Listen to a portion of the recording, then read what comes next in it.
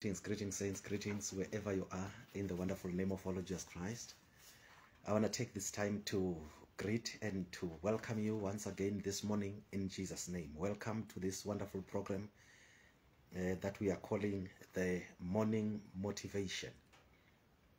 We are calling it the Morning Motivation because, of course, our focus on this program, it is to keep you motivated. It is to help you stay motivated in continuing and in doing that which is right unto the Lord. Because, of course, that's what God wants you to do. He wants you to stay motivated. He wants you to stay strong. And He wants you to continue. So be greeted and be welcome. If you are joining us for the first time, it's Pastor Mkacho here from Logos Diplomats, and that's the name of our church. We are coming to you live on whatever platform you're watching us from, your Facebook, your YouTube, your TikTok, and whatever platform you are using this morning to watch us. And be greeted and be welcome. Now, as we are starting this program, of course, you remember that we are still in this world, where the Bible said the devil is the god of this world. Never forget that. The devil is the god of this world. That's what the Bible says. And if the devil is the god of this world, that means the devil is enforcing, or he is pushing himself into places and into people's lives, into whatever you may imagine, so that he may have control. He's trying to penetrate families. He's trying to penetrate lives. He's trying to penetrate the economy of the nation. He's trying to just mesmerize wherever he can get his finger into. You see. And that is very important for us to always remember and to can always know that Satan is real. He is in this world. But of course, praise be to Jesus Christ, because when Jesus died on that cross, the Bible says he went down into hell, where he faced the devil and conquered him right in his territory in hell. So Jesus was victorious against the devil. He conquered the devil. He overcame the devil when he died on that cross. And that at least gives us hope that because Jesus conquered the devil, it doesn't matter what he's trying to do. He can't touch us as God's people. He can't touch us. Of course, Satan is at work. He is trying to destroy lives. Because remember, according to what Jesus said in John 10, verse number 10, he said, the thief comes not but for to steal, to kill, and to destroy. Then he said, but I am come that they might have life, and that they might have it more abundantly. So, I want you to understand that, you know, the devil's mission, it is to steal, it is to kill, and it is to destroy. That's what he comes for. He comes for to steal, to kill, and to destroy. And there is only one name that is powerful enough to can stop the devil from doing that, to stop him from your family, from your own personal life, from your workspace, and from your environment, from your church, and from everywhere you are. That is the name of Jesus.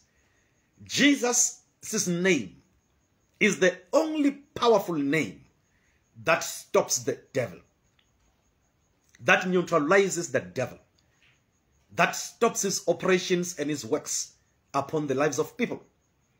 That's why Jesus said, men ought always to pray in Luke 18, verse number 1. Men ought always to pray. Because, of course, Jesus understood that Satan is not relaxing. He's not sitting back. He's not watching from a distance. No, he tries by all means to penetrate, to enter into lives so that he may destroy. But he has given us his name. He said in John 14, verse number 13 and 14 that whatever we shall ask in his name, it shall be done for us. So he gave us his name as an instrument for victory. He gave us his name as an instrument for victory. You see, just like that soldier in the army, he always carries a gun. For us, that name of Jesus, it is that gun in the hand of that soldier that shoots at the enemy and destroys the enemy.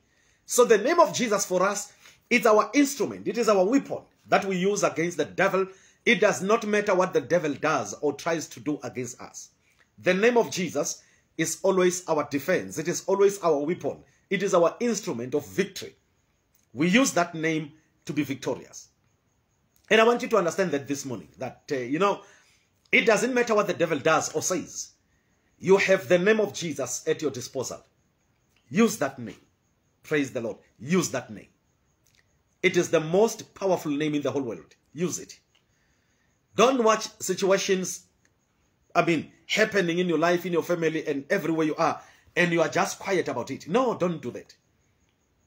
You are given the name of Jesus so that you may use it and use it effectively in conquering the enemy. Use it effectively in conquering the devil.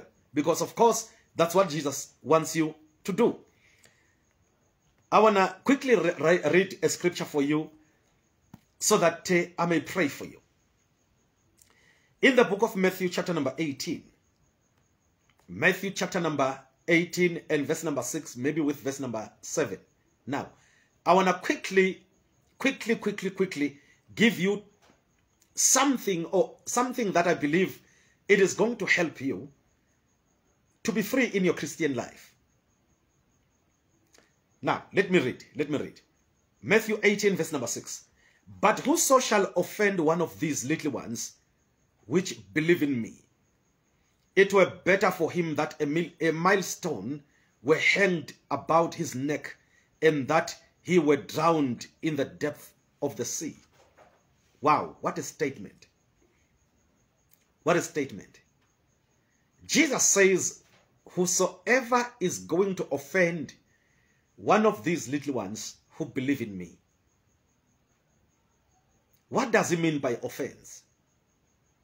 It is when people are coming against you, trying to destroy you, trying to destroy your faith, and trying to make you feel uncomfortable. It may be at work. It may be wherever it is. But Jesus says here, but whosoever shall offend one of these little ones which believe in me. Then Jesus now brings a very dangerous statement. Listen to what he says. It were better for him that a millstone were hanged about his neck, and that he were drowned in the depth of the sea. Why? Because they offended the wrong person. You see, a child of God, or one who is born again, is dangerously protected by God. I want you to know that. And that is you. As you're watching us this morning, and as you are born again, as you are a child of God, I want you to know this. You are dangerously protected by God. You are not a playground for people and for demons. No. And I want you to know that whoever offends you or whoever challenges you, they are not challenging you, but they are challenging the authority of Jesus, which is upon your life. Now, listen to this. Listen to this. That's why, as a child of God, let me maybe start by saying this to you. Never allow offense in your life. I've been saying this, let me say it again. Never allow offense in your life. But even if offense may come, maybe people or the devil will bring people to try and offend you. I want you to learn to be quick in forgiving. Once you realize that somebody has done that which was wrong against you, quickly take a decision in your heart to say, I forgive them. Because if you don't do so, number one, you are cursing them. Number two, you are bringing about a horrible judgment against them. That's why Jesus said, forgive your enemies. It was not just for your benefit, but it was for the benefit of the people who may try to offend you. You see now. You are dangerously protected. Don't worry about who says what against you or who does what against you. Be quick to forgive them. Let me make an example for you. When Jesus was hanging on that cross, you remember what he said? He said, Father, forgive them, for they do not know what they are doing. Jesus understood the pain that was going to follow upon those who crucified him. He knew what judgment was going to come against them. You read about, in church history, you will discover that Pilate, who even after his own wife had warned him that never have anything to do with Jesus, that is a righteous man, but Pilate decided to please the Jews and his soldiers. What was his fate? It is said that Pilate ended up being mentally sick. He died a horrible death. You see now. Look at Stephen. Second example, I'm rushing because our time is almost up. Look at Stephen. When they were stoning him, in Acts chapter number 7, what did he say? Father, forgive them. They don't know what they're doing. You see now, because he understood that if I don't forgive them, I am going to leave them in a very horrible state because the judgment of God will be upon them. Then he was quick to say, Father, don't worry, just forgive them. They are ignorant. They don't know what they are doing. And I want you to enter into the same position at all times. Be quick to forgive, because if you don't do so, people who are touching your life, their fates will be horrible. I want you to understand that it does not matter what they are saying or doing. It will not affect you because you are protected by God. But the moment you hold grudges against them, the moment you are so angry with them, the moment you say, I am not going to forgive them, you know what is happening? You are bringing judgment to them. That's why Jesus says, if they will offend you, it will be better for them to have a millstone hanged around their necks and thrown into the sea. Do you know what does that mean? Do you know what a millstone is? A millstone, it is that big rock they used to grind grains on it. They were calling it a millstone because they were grinding grain on it. It was so huge and so big and so heavy. So Jesus says it will be better for them if they had that thing hanged around their necks and thrown into the sea, where they will drown and die. You see, whoever touches you touches God. Understand that. Whoever touches your life, they are touching the life of Jesus. Paul said in Galatians 2 and verse number 20, I am crucified with Christ, nevertheless I live. He said, yet not I, but Christ lives in me. He said, and the life that I now live in the flesh, I live it by the faith of the Son of God who loved me and died for me. You see now, Christ now is alive in you. And remember, whatever decision you are taking, he supports it. That's why in one of the verses he said, if you forgive your enemies, even the Father in heaven will forgive you. But if you don't forgive them, even the Father in heaven will not forgive you. Why? Because if you decide not to forgive your enemies, in other words, you are saying, if one does that which is wrong, they must perish. And the Lord says, I will use the same standard against your life. Let me read the last verse, verse number 7. Woe unto the world. Now listen to what Jesus is saying here. Woe unto the world because of offenses. For it must needs be that offenses come. But woe to that man by whom the offense comes. Jesus says, of course, offenses will come. Madimabi, bad luck, horrible it will be to the person who inflicts offense to others. Remember, in verse number 6, he said, if one offends others, it will be better for them to have a millstone hanged on their necks and thrown into the sea. But on this verse, he tells us, woe unto the world because offenses are going to come. But now, listen to what he says. But woe to that man by whom the offense will come. The person who offends others. Jesus says, unfortunately for them. Why? Because he knows when they touch others, they are touching the heart of God. That's why you always be kind to others. Because you don't know when and how you will be offending them. You see now, be cautious of the words you are speaking. When you are dealing with other people, as a born-again child of God, I want you to deal with them with kindness. Just be kind to them. Be kind to everybody around your life. Be kind with them. Be kind with them.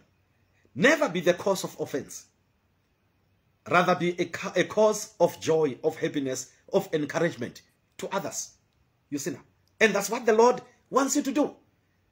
Be a cause of encouragement. Be a cause of strength. Be a cause of happiness to others. And that will prove that surely you know the Lord Jesus Christ. But Mfundisi, what if they offend me? Jesus said, forgive your enemies. Just forgive them.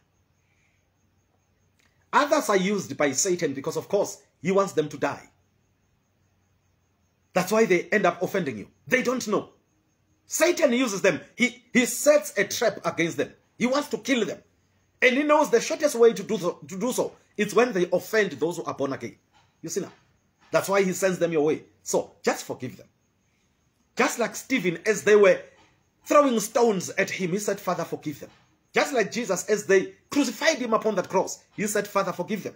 Because in their right senses, many of those who are doing evil against you, they will even be doing it. You see, Satan has set a trap against them. He wants to kill them. And for him to do so, they must offend you. You see now? But I want you to forgive them. I want you to forgive them. A child of God is dangerously protected by God. And if the child of God allows for offenses to affect him, many people in the process will be affected. You see, many people in the process will be affected negatively. But take a decision. I know the battle is the Lord's, not mine. Jesus instructed us to forgive our enemies and to do good to those who do evil against us.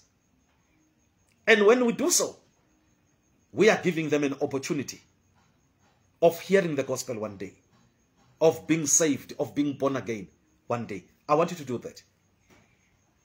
Don't worry about who does what against you, who says what against you. By the end of the day, it doesn't matter what they are doing or saying. They can't succeed against you. You are dangerously protected by God. So, don't worry. Just forgive them. Be kind to them. The more evil they do against you, you must know that Satan is trying to shorten the number of their days on earth. Don't worry. Forgive them. They are God's people. Acting ignorantly. Being used by Satan for their own deaths.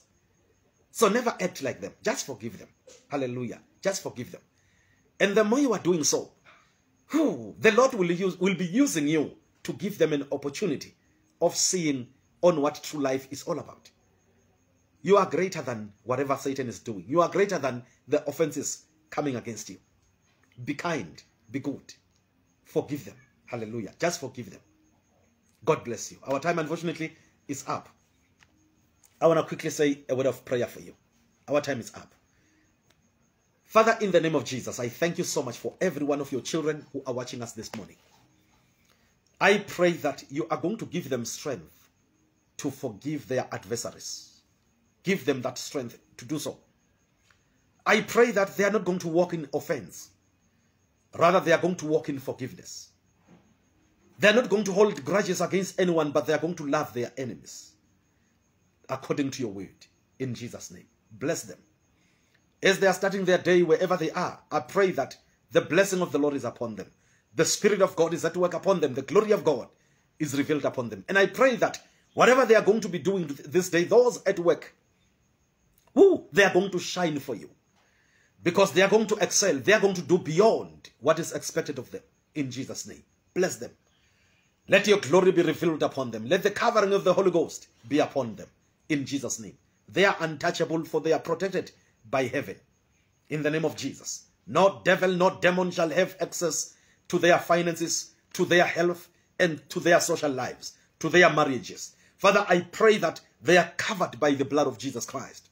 Thank you so much for everyone who is watching us this morning. Bless them and let your glory be seen and be revealed upon their lives. In Jesus' name we have prayed. Amen. Saints, thank you so much.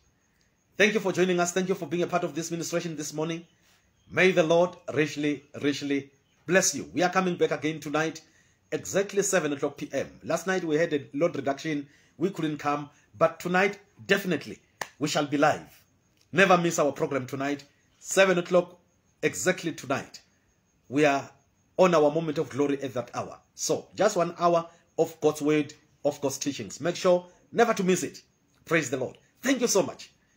Remember to share this message with your friends in your timeline. Just share it. Let everybody be encouraged. Hallelujah. Follow us on TikTok, Logos Diplomats 25 on TikTok. Logos Diplomats 25. Just follow us there And all our videos are freely acquired there. God bless you. And on YouTube, Logos Diplomats on YouTube, just go there, subscribe, and follow us. Then uNkulunkulu akubusise kakhulu. Thank you so much, saints. To my pastor, Pastor Mhlanga, thank you, my pastor. Thank you for being a part of this ministry this morning. And we believe you are blessed there. God bless you more. Mama Shabe, thank you so much. Thank you for being a part of this ministration. God bless you. God bless you. God bless you. Apostle Temba Semelani, my apostle, thank you so much.